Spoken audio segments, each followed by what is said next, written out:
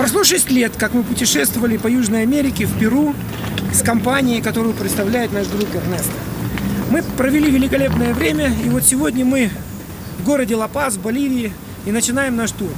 Эрнесто расскажет маршрут нашего движения, и я предоставляю ему слово. Well, we are in La Paz now, and the whole trip start here and go first to the Titicaca Lake.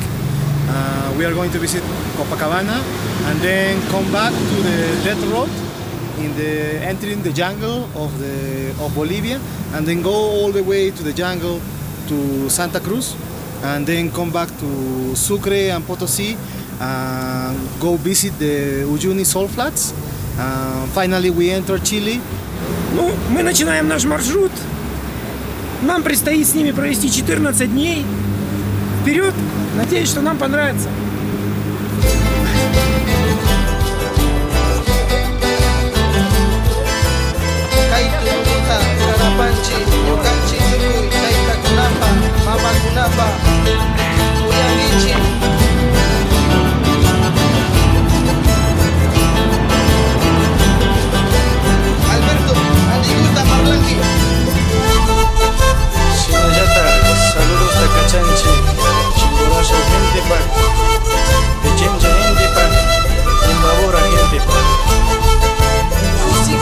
Двое суток в столице Боливии дались нелегко. Хлопцы застоялись, били копытом. Наконец-то машины приехали, закупились, и мы выехали. Все, теперь дальше дорога. Воскресное утро. Мы справились с первыми эмоциями, которые, как правило, связаны со знакомством нашего оборудования, машин и так далее, и закупкой продуктов. Мы закупились, и вот мы выезжаем из столицы и едем, только выезжаем на наш маршрут. Все хорошо, все чувствуют себя прекрасно, мы выезжаем.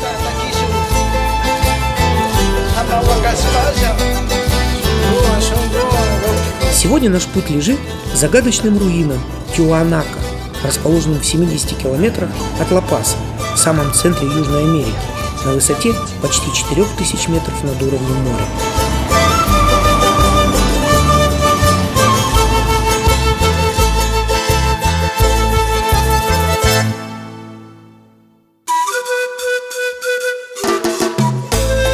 В настоящее время считается, что основателями культуры Тиуанака были предки нынешнего индейского народа Аймара, второго по численности коренного населения Южной Америки, а ее расцвет относится к 3-10 векам нашей эры.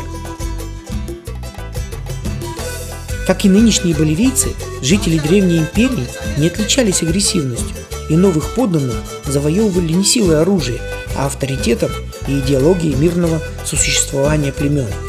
Поэтому в захоронениях Тиуанака не находят оружия, но в большом количестве обнаруживают самые разнообразные орудия труда. А вмонтированные во внутренние стены полуподземного храма семи-субтерранео, не похожие друг на друга каменные лица, по мнению ученых, свидетельствуют о том, что в империю Тиуанака входили многие племена и народы, проживавшие на этой территории.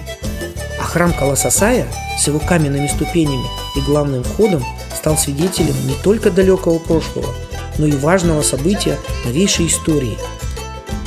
Именно через этот древний вход 21 января 2006 года прошел, а затем обратился к народу ныне правящий президент Боливии Эво Моралес, первый индейский президент страны за последние 500 лет.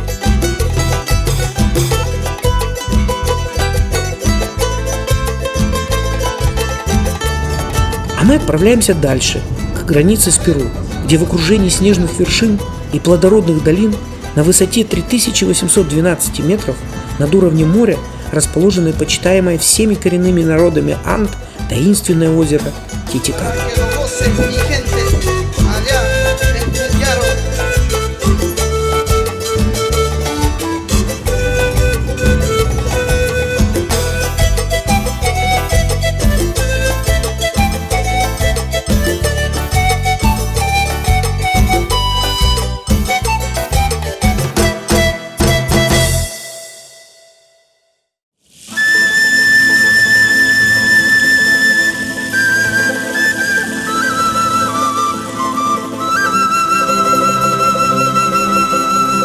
Происхождение названия Титикака достоверно известно. Оно состоит из двух слов на языке индейцев кечуа. Тити означает пума, кака – скала.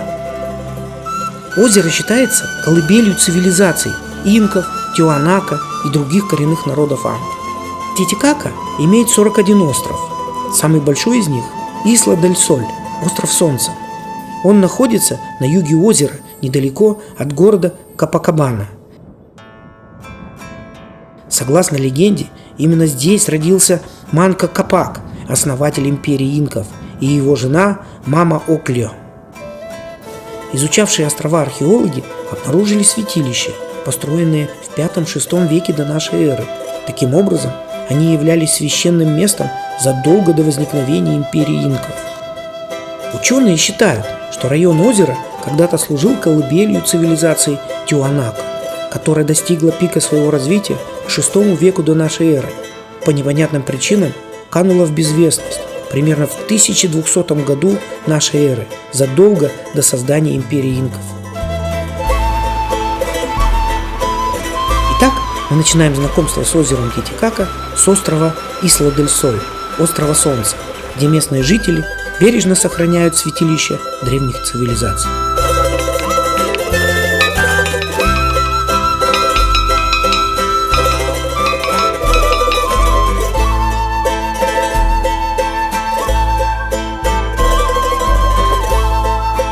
It's pyramidal. 4 steps. 1, 2, 3, 4. 1, 2, 3, 4. Yes. And the connection to the stones. Closing of the stones. Same structure is not having the Inca peoples. It's more before the Incas, more before the Tiahuanaco peoples. Window in the interior for the door. Here sits for the special mineral, special metals. Gold, copper, bronze. Yeah. The special take to the before the Incas, not Inca. More before Incas. For example, it's for the mummification. That temple, it's not Inca, it's the culture Vizcachani. 17,000 years before the Christ. Egyptian peoples is the copy to the mummification for that structure. In that small window in the front, do you want to look Island of the Moon and the Snow Mountains? 21 of the September, in the equinox of the sun, 5 minutes before the sunrise. For that window, it's the connection 3 lights of the sun. Only one color, yeah? It's same this. Mm-hmm. And in the half on the stone, it's magnetic. It's Iman. It's Iman. Okay. That stone, it's connection for the other stones. Mm-hmm. It's for no destruction. Yes. This is the cup. The cup. No? Do you want to look? This stone in the figure is the heart. And it's a stone the other planet. Mm-hmm. Not to the island. For example, do you want to look? It's not a connection to this plane. Mm-hmm. It's more up. Mm-hmm. Only have this stone in the pyramid. Where's the difference? These people, it's the come to the for this stone for a change the energy. Connection one line here. This and this stone is very very cold. 5 degrees down the zero. It's cold.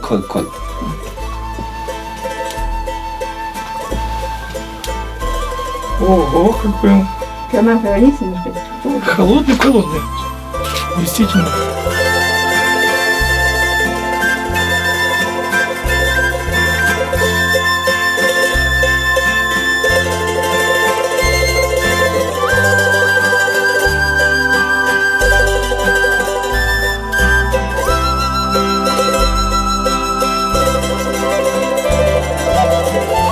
Дальше, на комфортабельном катере, мы отправляемся к еще одному священному острову на озере Титикака – острову Луны, или как его еще называют – Куати, где также сохранились величественные сакральные святилища древних цивилизаций.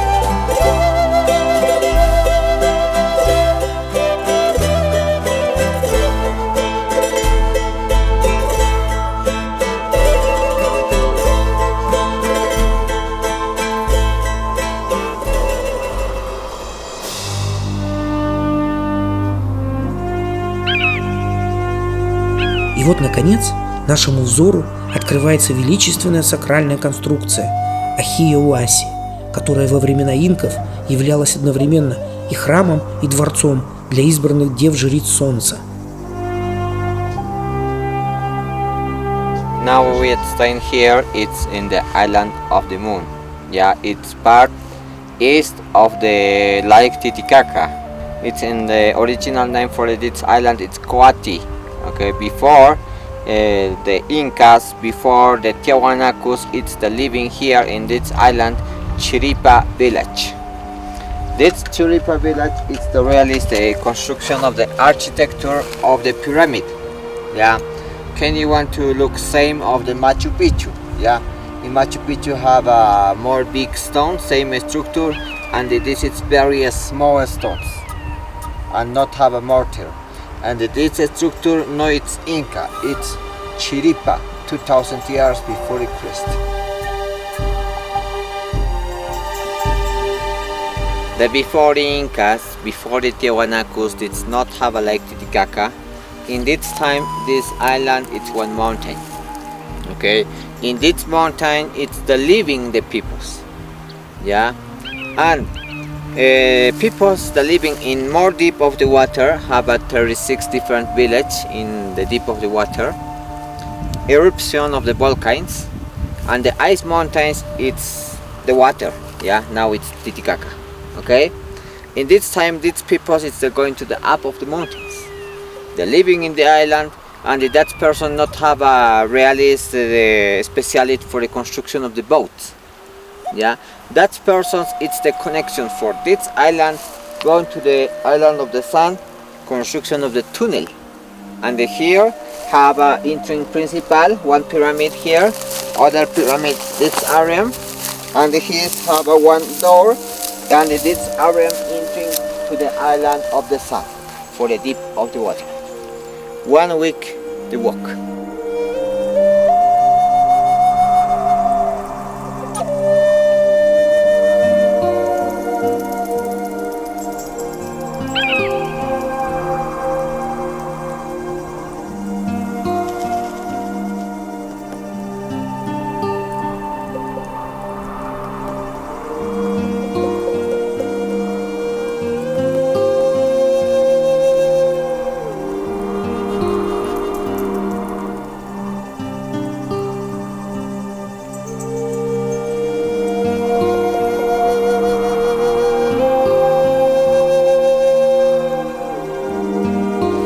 Temple of the Sun, Convent of the Virgins.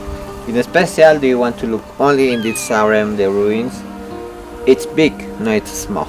Have a different classification of the rooms, and in totally, in the Inca times, in this temple, it's the living the 280 women.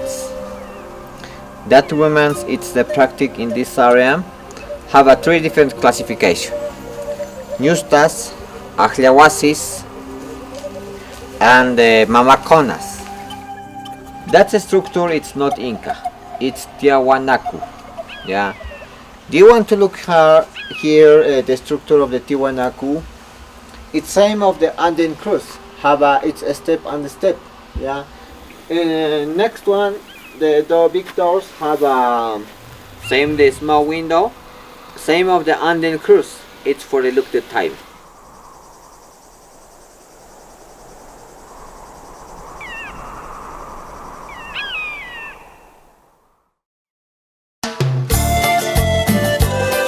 Настало время прощаться с таинственным озером Титикака, колыбелью древних цивилизаций. Здесь нам удалось соприкоснуться с историей коренных народов Анд, побродить по легендарным древним руинам и проникнуться духом загадочного озера в стране бога солнца. Итак, мы отправляемся из города Копакабана через горные хребты Анд на запад, в провинцию Юнгас, где нам предстоит проехать по одной из самых опасных дорог мира, печально известной дороге смерти.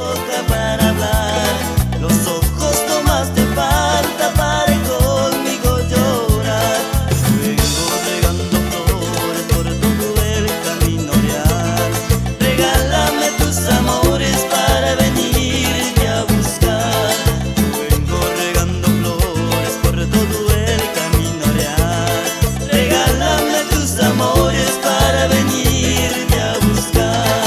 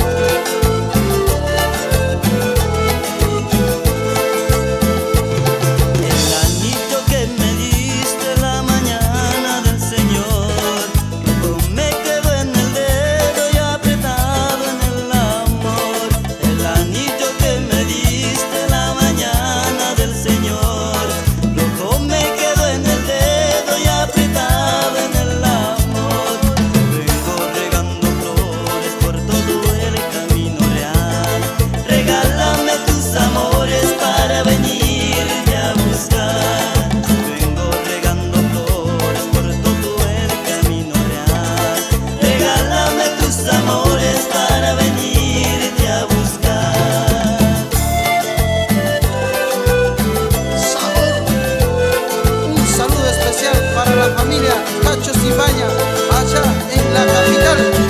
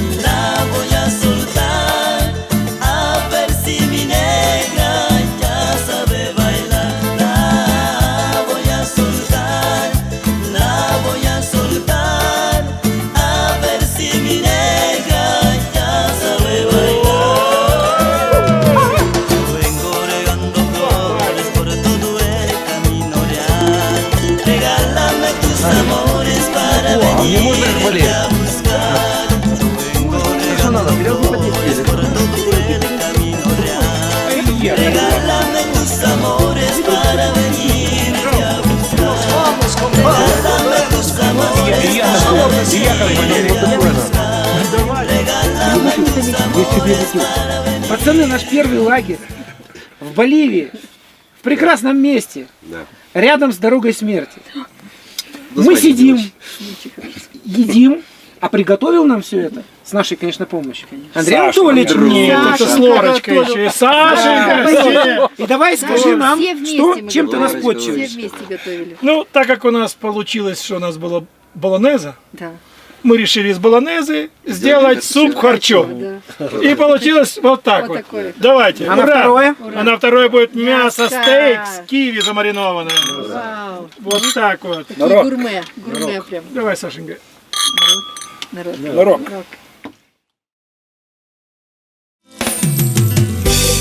Дорога смерти была построена в 1930 году. Ее длина почти 70 километров, а наибольшая высота 3600 метров над уровнем моря. По всему пути следования глубина пропасти под дорогой около 600 метров, при этом ширина дороги менее 3,5 метров. Итак, наши водители и машины готовы, и мы начинаем знакомство с самой известной дорогой Боливии – дорогой смерти.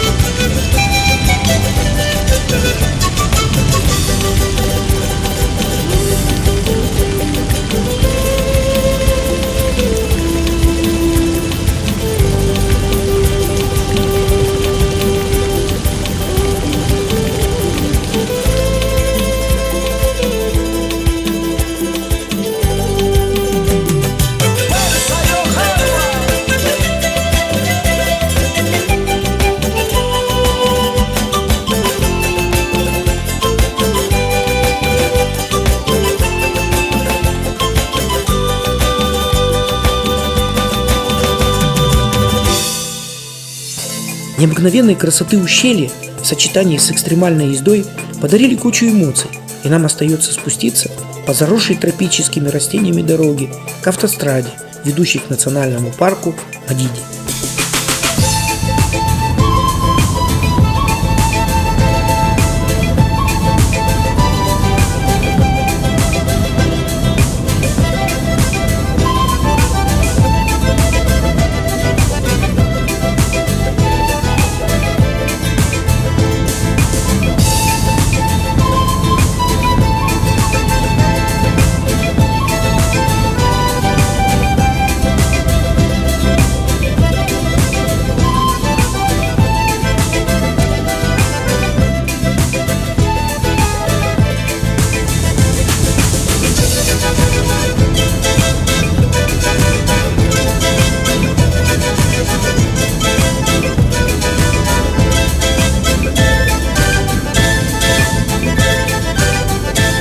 Получив заряд адреналина от экстремальной езды, мы направляемся дальше, на север Боливии, к небольшому городку Руэнабаке, где в тропические склоны Анд переходят в равнины бассейна Амазонки. Оттуда завтра на моторной лодке мы отправляемся знакомиться с животным миром джунглей Национального парка Мадиди и, конечно же, надеемся на встречу с пресноводными розовыми дельфинами, обитающими в верховьях бассейна Амазонки.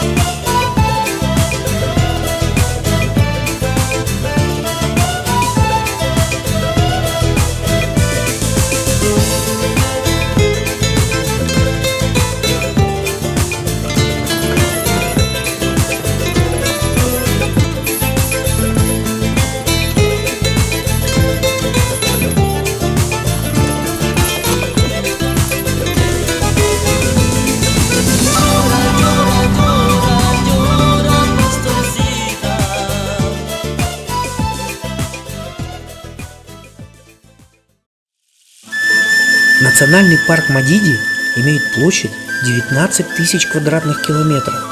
Джунгли Мадиди входят в десятку самых опасных мест на планете, что привлекает сюда любителей экстремального тропического туризма.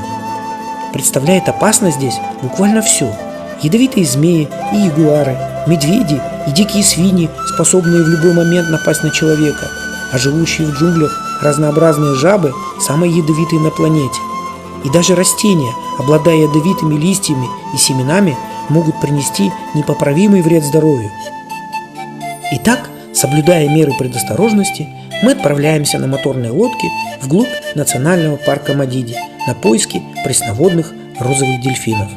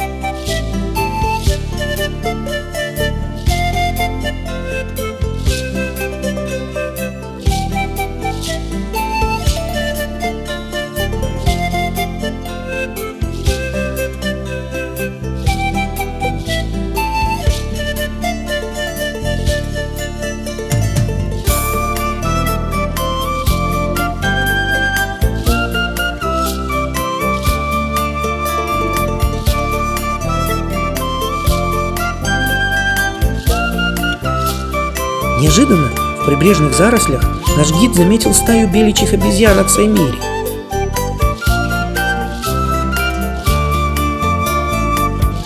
Эти удивительно трогательные создания практически не боятся людей. Днем Самири очень активны и большую часть свободного от пропитания времени проводят в движении и играх. Уж очень они ловкие и грациозные прыгуны. живут обезьянки колониями, численность которых зависит от густоты лесов, в которых они обитают. Чем непроходимее лес, тем большая семья его населяет. Питаются они различными орешками, фруктами и насекомыми, иногда разоряют гнезда птиц.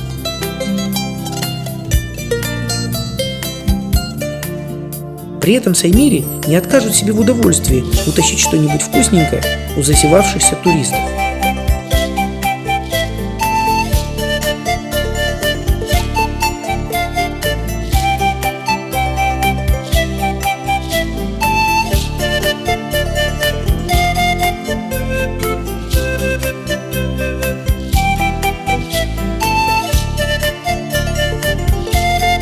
А нам пора дальше, к месту, куда часто приплывают пресноводные розовые дельфины. Розовые дельфины встречаются крайне редко и относятся к амазонским речным дельфинам. Окраска их тела меняется с возрастом. Так молодые дельфины палево-серые, со светлым брюхом, а взрослые особи совсем светлые, с розоватой или бледно-голубой спиной и белым брюхом.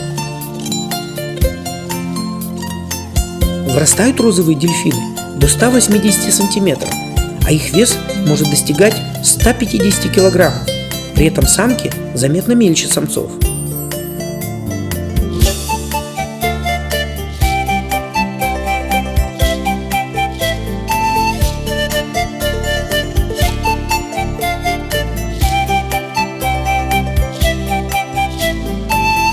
К сожалению, эти грациозные животные, способные с легкостью маневрировать под водой, часто погибают в сетях браконьеров.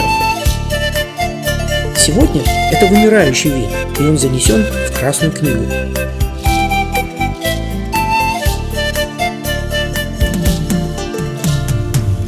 Наступает вечер, и нам пора прощаться с этой дивной природой национального парка Мадиди. Как здорово, что на Земле еще сохранились удивительные места нетронутой дикой природы, которые еще не успела коснуться бездумная деятельность человека.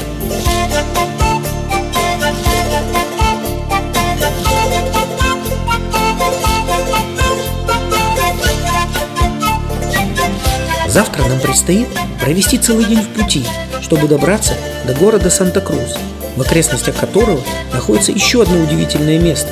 Это дюны посреди тропического леса.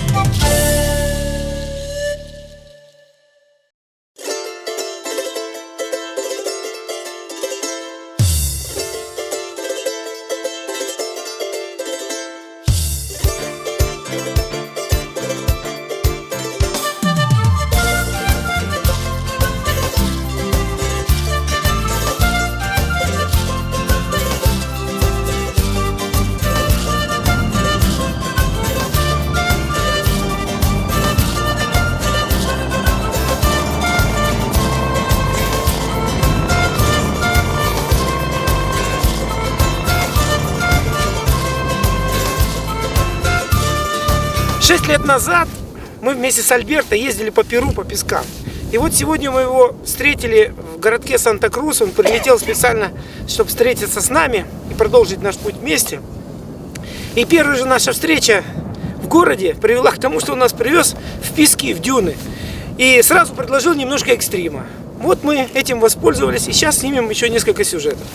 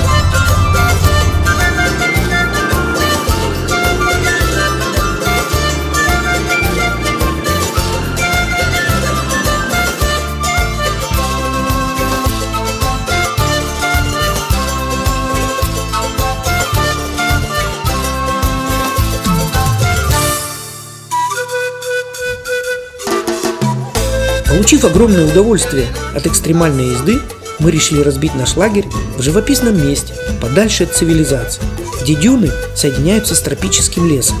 И, как всегда, все заняты благоустройством лагеря и приготовлением праздничного ужина в честь прибытия нового участника нашей экспедиции Альберта.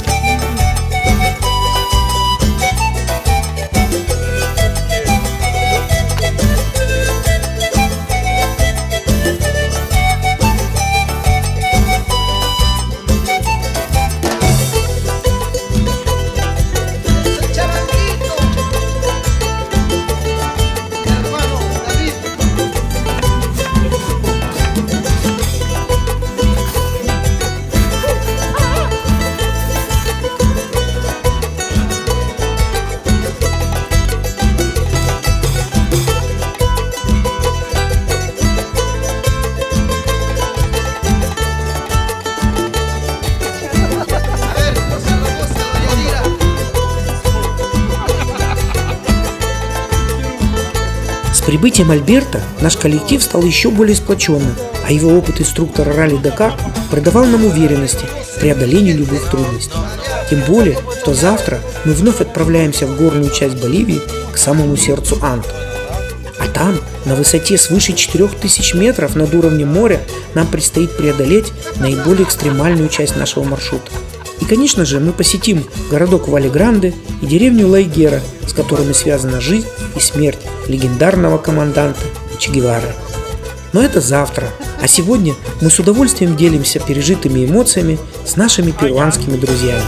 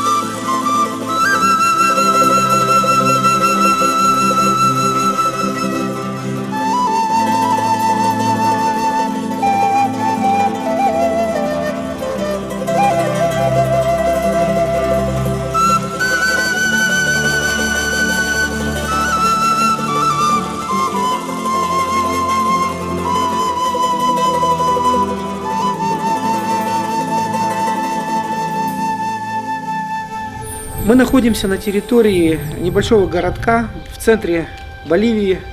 Именно сюда в 1967 году, 9 октября, к 5 часам вечера было привезено тело расстрелянного команданта Че Гевара. Именно здесь оно пролежало 2 дня для всеобщего обозрения и для того, чтобы пресса могла запечатлеть это событие. Ну, сейчас пойдем посмотрим, и нам расскажут более подробно всю эту историю, связанную с легендарным Че Геварой. October 9, 1967, by 5:30 p.m., the military came take their body from Ла-Игера to here and put it in this place. Is por un helicóptero, no? He was bringing it in a helicopter to here. A place where it's basically a laundry, just for the clothes for the hospital. He was with his eyes open because he was taken in a helicopter, not inside the helicopter, on the outside of the helicopter. So he was with all the wind, all the eyes were open with all the wind. So he was with his eyes open. Many people from the town came to see the body, and also the press. They take the pictures for their body. The military gave the order to cut their hands and take it to La Paz to the fingerprints, to identify with the fingerprints. And they took a mold of a mask of his face. And the last order was to disappear the bodies. So they take it from here to this other place, but it was a secret for 30 years. This place was working, still working as a laundry until 1980. Then it was abandoned for the hospital, and around 95, people start to come to visit and start to write things on the wall. June 28, 1997, where they found the body. And it says that not because they hide you underground, they're gonna stop us to find you. Comandante Che, Commander Friend.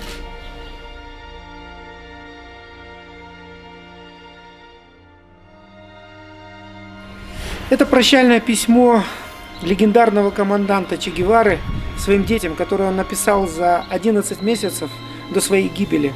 Первая строчка письма гласит о том, что если вы читаете это письмо, то меня больше нет с вами.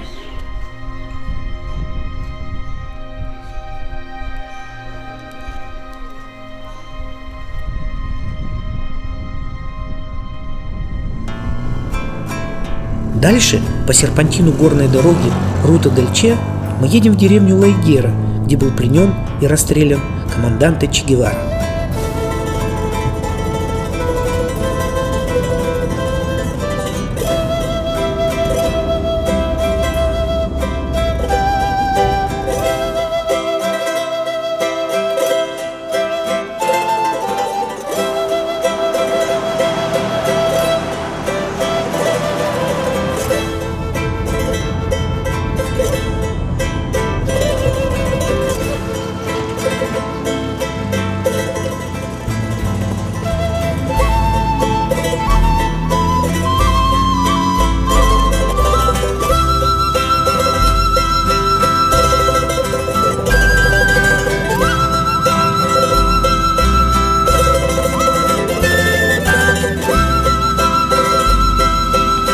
Мы добрались до горной деревушки Ла-Игера, где был пленен и казнен команданте Че Гевара.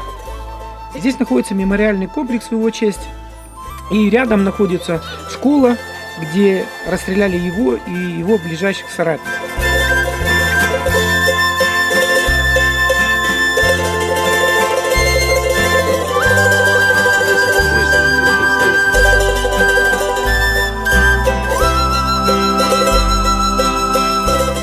Yo lo que conozco, la historia es cuando llegaron primero a la Abra del Picacho, el 26 de septiembre. Ahí estaban en una fiesta y tomaron chicha. De ahí los mandó a 4 adelante, Coco, Peredo, Miguel y Julio. Y los soldados habían estado en la Abra del Batán esperando, y ahí en esa subida murieron Coco, Miguel y Julio. El chino, el Anto, escapó por un sendero al Río Grande. Enseguidita llegaron a la plaza el otro grupo, que eran 16. Esos ya no se fueron para el lado de Pucará, se fueron por un camino que va al Río Grande. Ahí los soldados lo persiguieron hasta donde fue la noche. Ahí lo habían dejado las mulas cargadas y unas 2 ollas grandes. Eso han traído los soldados a entregar a los sargentos. De ahí los perdieron a los guerrilleros, no supieron para dónde se fue. Y iban todos los días a huellar los militares, pero no los encontraban. A los 13 días que los guerrilleros no estaban, no los podían encontrar, había bajado un señor de allá del Quiñal a la quebrada del Churro, donde vivía la Inana, y ese fue el que los encontró ahí, y ese fue el que dilató el día del 7 de octubre, y por eso al amanecer al 8 se vinieron los soldados más de Vальегранде y otros que habían aquí en La Higuera. Esos se fueron a la quebrada del Churro. ¿Cuántos soldados habían? Aquí habían 150. 150 soldados. Sí. ¿Y los atraparon en la quebrada del Churro? Sí, fue el combate en la quebrada del Churro. Ahí ha sido el tiroteo el día del 8, pero todo el día, las 8 de la mañana ha empezado hasta las 5 de la tarde. De ahí ya lo han traído al Che y a 2 chinos presos aquí a la escuelita a las 5 de la tarde. Y eso ahí lo han tenido en la escuelita hasta que han llegado las órdenes para que podía Matar. lo han matado en la escuelita. Y al otro día ha venido el helicóptero, sentado de esa antena ahí adentro en un espacio plano. Y ha venido el helicóptero, sí, y se lo han llevado a Vальегранде. A los 3 cuerpos en el helicóptero. En el helicóptero, sí. Ajá. Eso ha sido lo que yo vi todo. ¿Usted vio todo lo que pasó? Sí, eso yo fue lo que vi todo. ¿Y usted estaba más joven? Tenía Yo 20 tenía años. 20 años y ahorita tengo 71 años. This is the lady who was hosting them.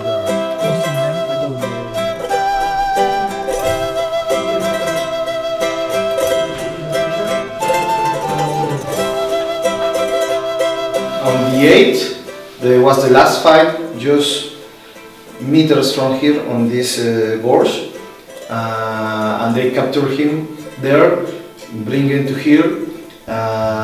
He was sit there, but in the morning of the 9th, he was killed in this place.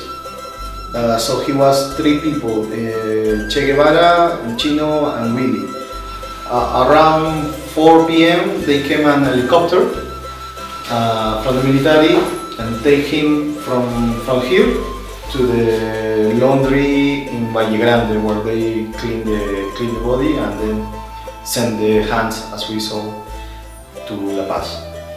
This was a really a small school. Was in school after 5 years later, and then it was closed.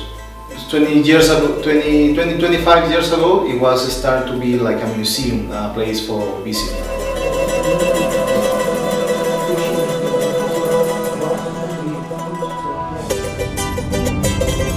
Сегодня нам предстоит весь день провести в пути, чтобы добраться к затерянному среди горных хребтов Анд городку Уюни.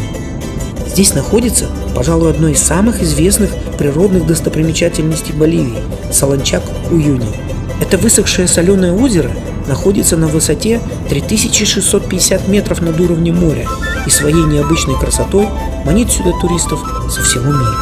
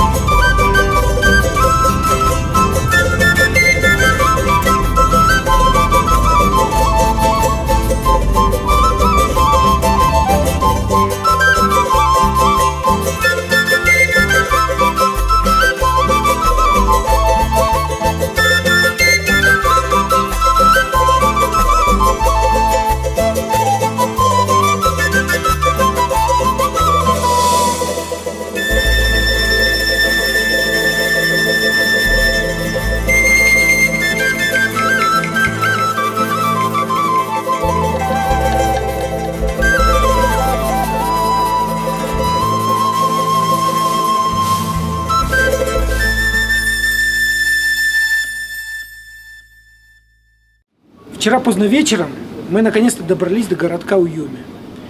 Ехали по прекрасной, красивой дороге, наслаждаясь красотой здешних пейзажей. Сегодня нас ждет встреча с одноименным национальным парком. Это мекка местного туризма, и мы, конечно, посмотрим эти красоты и надеемся, что получатся интересные съемки.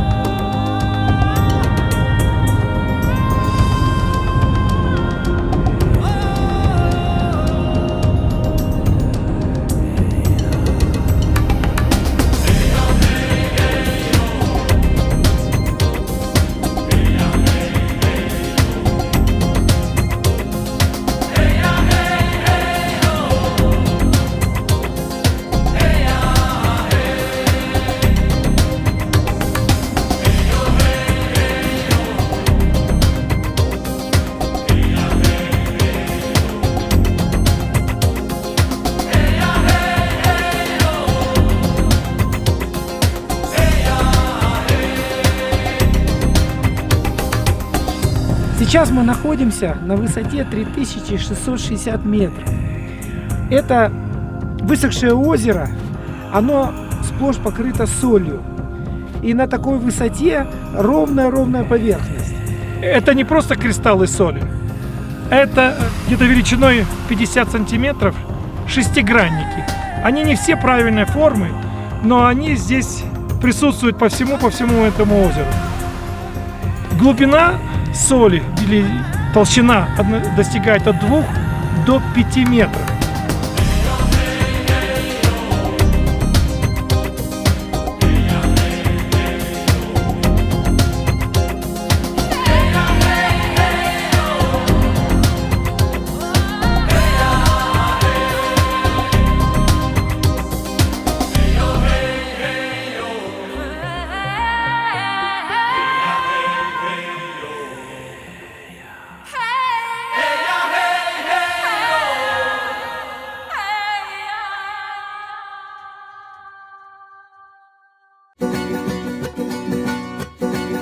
Нереальная красота высохшего озера, вековые кактусы, растущие на кораллах, явственно округлый горизонт и бескрайняя соляная пустыня с островами производят просто внеземное впечатление. А нам пора ехать дальше. По белоснежной пустыне мы направляемся к северному побережью озера Уюни, где у подножья потухшего вулкана Тунупа расположена небольшая пещера, в которой сохранились древние мумии индейцев Аймара.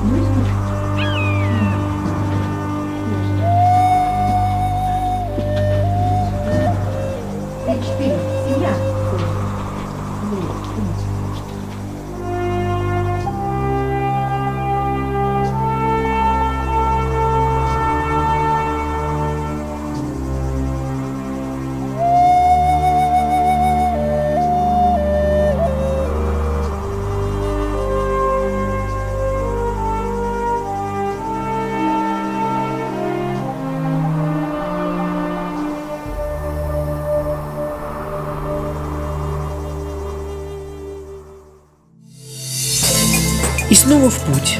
Сегодня нам предстоит пересечь высокогорную пустынную равнину Альтиплану, чтобы добраться до еще одного чуда природы Боливии – Лагуны Колорадо, или как ее еще называют, Красной Лагуны.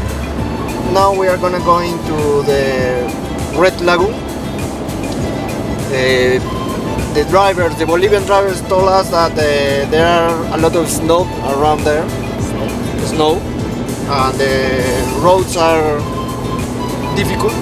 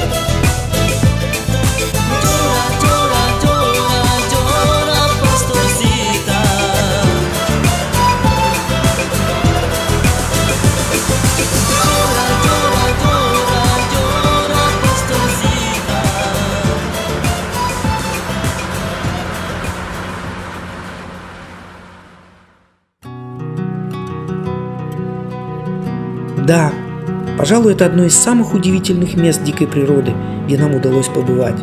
Завороженные этой дивной красотой, мы провели в лагуне весь день, благо погода была к нам весьма благосклонна.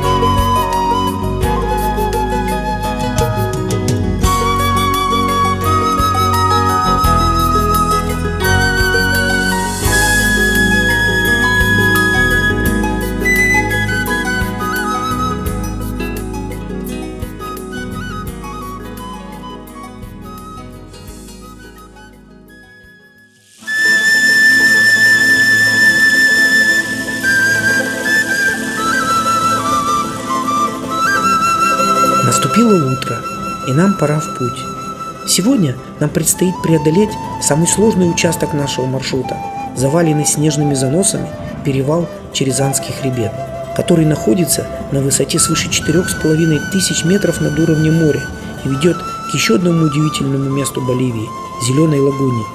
Альберто говорил, что дорога будет сложной, но мы даже не могли себе представить, насколько.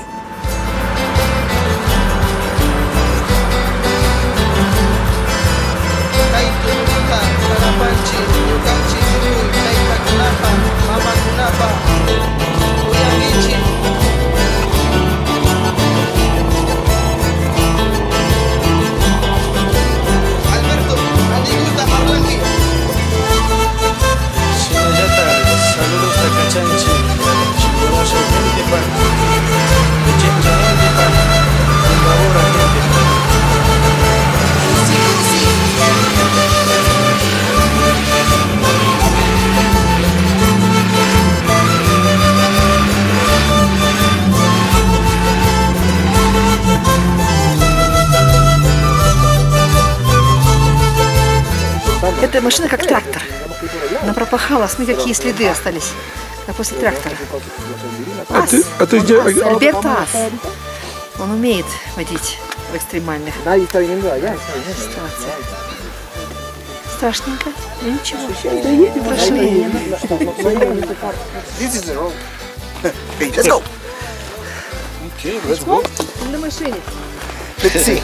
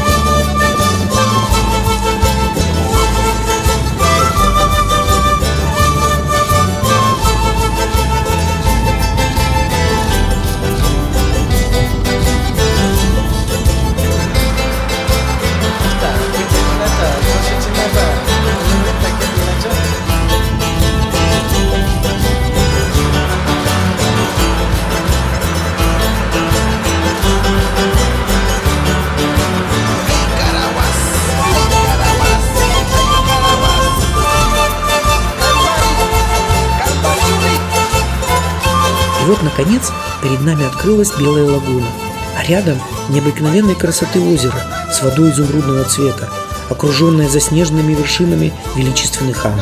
Это удивительное место и есть знаменитая Зеленая Лагуна.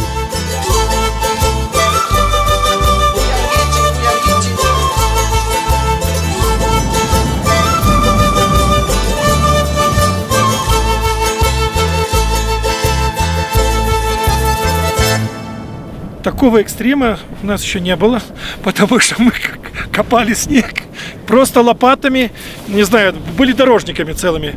Перелопатили, вытягивали машины, буксовали. Просто было такого у нас еще в наших путешествиях не было. И мы получили такой экшен. Наше путешествие заканчивается. Боливия произвела огромное впечатление на нас. И будем ждать новых приключений. Спасибо. Конечно, поедем еще куда-нибудь. Пока. Пока.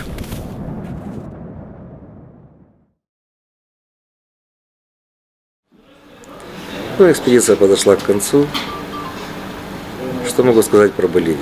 Страна интересная, многоплановая, очень много неожиданных вещей. Ожидал я, конечно же, джунгли, а получилось горы и минус много.